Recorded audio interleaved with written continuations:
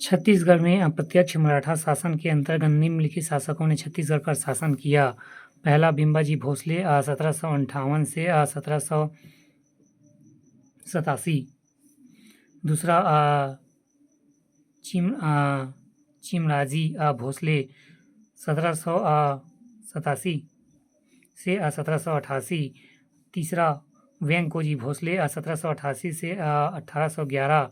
फिर चौथा पुरुष साजी परसोजी भोसले 1811 से 1816। फिर अप्पाजी भोसले 1816 से 1818। बिम्बाजी भोसले पहला शासक।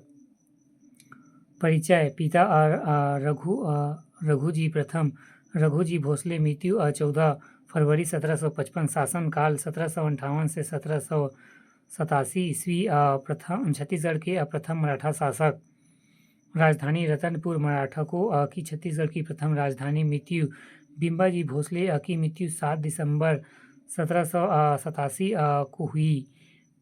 इनका उल्लेख छत्तीसगढ़ में आए यूरोपीय यात्री मिस्टर कोलब्रुक के यात्रा विवरण से मिलता है। प्रारंभिक शासन।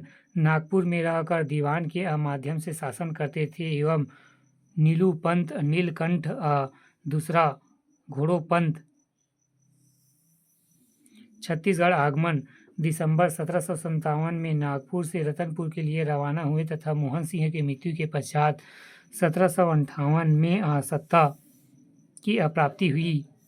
शासन क्षेत्र। छत्तीसगढ़ रतनपुर एवं रायपुर सहित संबलपुर, पटना। सांस्कृतिक प्रथा। दशहरा में स्वर्ण पत्र देने की प्रथा प्रारंभ। बिम्बाजी भोसले। दत्तक पुत्र चिमराजी भोसले।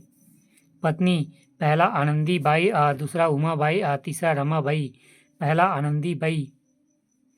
बिम्बाजी की मृत्यु के उपरांत 1787 से 1801 में सत्ता की बागडोर संभाली।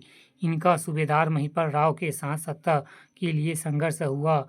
सूबा सूबेदार को शासन के सभी महत्वपूर्ण कार्य में आनंदीबाई की सलाह लेनी पड़ी थी। वस्तुतः अपनी मृत्यु तक आनंदीबाई शासन चलाती रही।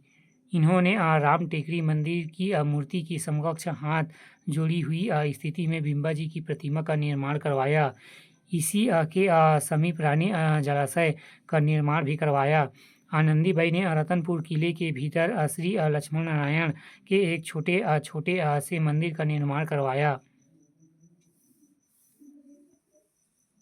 यूरोपीय यात्री मिस्टर लॉकी ने 1790 में छत्तीसगढ़ की यात्रा की।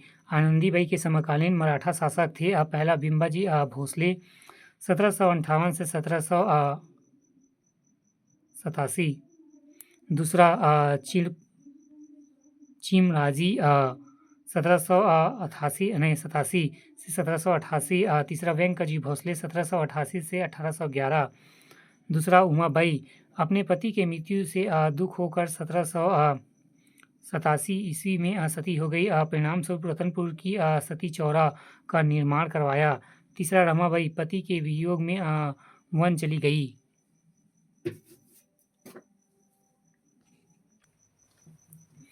विदेशी यात्री मिस्टर मार्ट 1766। फिर दूसरा अलेक्जेंडर एलाइट 1778। प्रशासनिक सुधार। पहला रायपुर एवं रतनपुर का प्रशासनिक एकीकरण। फिर दूसरा रायपुर में न्यायालय की स्थापना। चौथा परगना पद्धति के सूत्रधार जन्मदाता विठलराव दिनकर। पांचवा मोहम्मद खान तरान को सैन्य सेवा में बहादुरी के बदले बिम्बाजी भोसले के मदनगढ़ किले के पांचों स्थाने। पहला अकलतरा, दूसरा लवन, खरौद, मदनपुर की किरदा को पुरस्कार स्वरूप भेंट किए गए। मोहम्मद खान तरान 200 घुड़सवार एवं 500 पैदल सेना के नेतृत्व करता थे। छठवां, इन्होंने यह मराठी, मोढ़ी व उर्दू भाषा का तथा मोढ़ी लिपि का प्रयोग किया था। स्थापत्य। पहला राम टेकरी मंदिर रतनपुर, दूसरा सोमेश्वर शिव मंदिर रतनपुर, तीसरा रतनपुर में मस्जिद का निर्माण करवाया। चौथा खंडोबा मंदिर रतनपुर। पाँचवा अमरकंटक में नर्मदा मई मंदिर में कुंड का व निर्माण। जीर्णोद्धार दूधाधारी मठ रायपुर निर्माण कलता बलभद्र दास ग्राम दान। पहला राजिम के राजीव लोचन मंदिर के खर्च के लिए एक गांव में दान में दिए। दूसरा दूधाधारी मठ के कुछ ग्राम दान में दिए। न्यायालय इन्होंने रतनपुर में नियमित न्यायालय की स्थापना कर जनता को न्याय संबंधी सुविधाएं प्रदान की।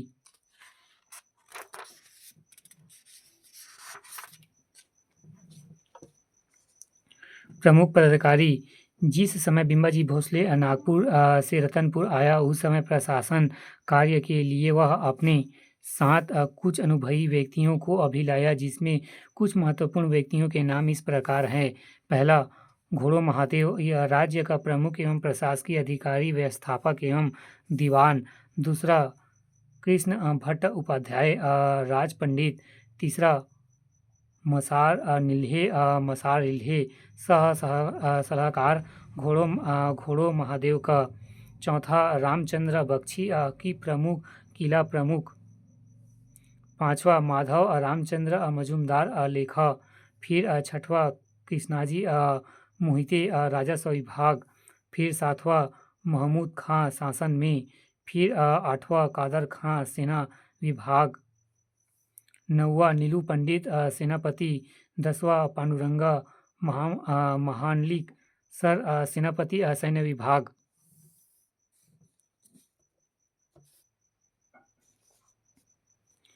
प्रशासनिक नीति बिंबाजी नागपुर राजा के सहायक के रूप में यहाँ शासन के लिए नियुक्त किया गया, तथापि उनके परिस्थितियों का लाभ उठाकर स्वयं को यहाँ स्वतंत्र शासक बना लिया।